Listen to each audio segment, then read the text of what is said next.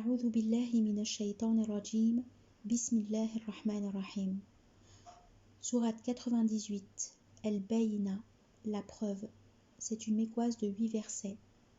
Anas ibn Malik dit, l'envoyé alayhi salatu wassalam a dit à Ubay ibn Ka'b, Dieu m'ordonne de te réciter. Ubay a dit, et il m'a nommé pour toi? Oui, a dit l'envoyé alayhi salatu wassalam. Alors Ubay a pleuré. Au nom de Dieu, le tout miséricorde, le miséricordieux. Versets 1 à 5. Les dénégateurs parmi les gens du livre et les associants n'étaient pas déliés de leur observance tant que la preuve ne leur était venue. Un envoyé de par Dieu leur récitant des tables incorruptibles où figurent des écrits de droiture. Les gens du livre ne divergèrent qu'après que la preuve leur fut venue et qu'ils eurent reçu commandement de n'adorer que Dieu, en lui vouant la religion foncière, en bon croyant originel, d'accomplir la prière, d'acquitter la purification.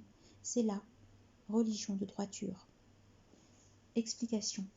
Les gens du livre sont les juifs et les chrétiens. Quant aux associants, ce sont ceux qui adorent les statues, le feu, etc. Le verset, les dénégateurs parmi les gens du livre et les associants n'étaient pas déliés de leur observance tant que la preuve ne leur était venue. Ce qui signifie, ils ne cessaient pas cela tant que le vrai, ce Coran, ne leur était pas montré, selon Mujahid. Cette preuve est explicitée par le verset « Un envoyé de par Dieu leur récitant des tables incorruptibles », c'est-à-dire Muhammad et ce qu'il récite du Coran grandiose, transcrit dans des tables incorruptibles, gardées dans le sublime synode. En référence, ces paroles, au terme de feuilles glorieuses.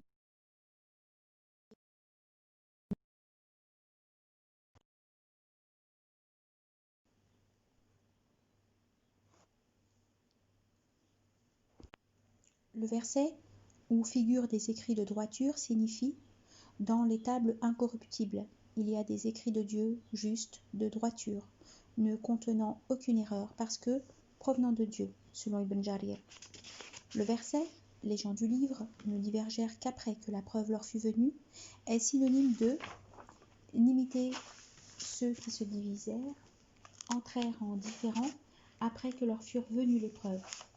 Ceux-là subiront un terrible châtiment. » Cela concerne les gens des Écritures descendues aux communautés antérieures et la nôtre. Après que Dieu leur ait institué les arguments et les preuves, elles se divergèrent sur ce que Dieu avait voulu d'elles. Dans le hadith, les Juifs se divisèrent en 71 factions, les chrétiens se divisèrent en 72 factions et cette communauté se divisera en 73 factions. Toutes iront au feu, sauf une, dit l'envoyé alayhi salatu wassalam. Ô envoyé de Dieu, qui sont-ils? Demanda-t-on. Ceux qui font ce que je fais avec mon compagnon, dit-il. Le segment, et qu'ils eurent reçu commandement de n'adorer que Dieu en lui vouant la religion foncière, est synonyme de nous n'avons pas envoyé d'envoyé avant toi sans qu'il lui fût révélation de ce qu'il n'est de Dieu que moi. Adorez-moi. Le segment en bon croyant originel signifie en bon croyant monothéiste, opposé au polythéisme. En référence ces paroles, aussi bien avons-nous mandé à chaque nation un envoyé, adorez Dieu, éloignez-vous du tarot. Le segment d'accomplir la prière signifie la prière est la plus noble des adorations du corps.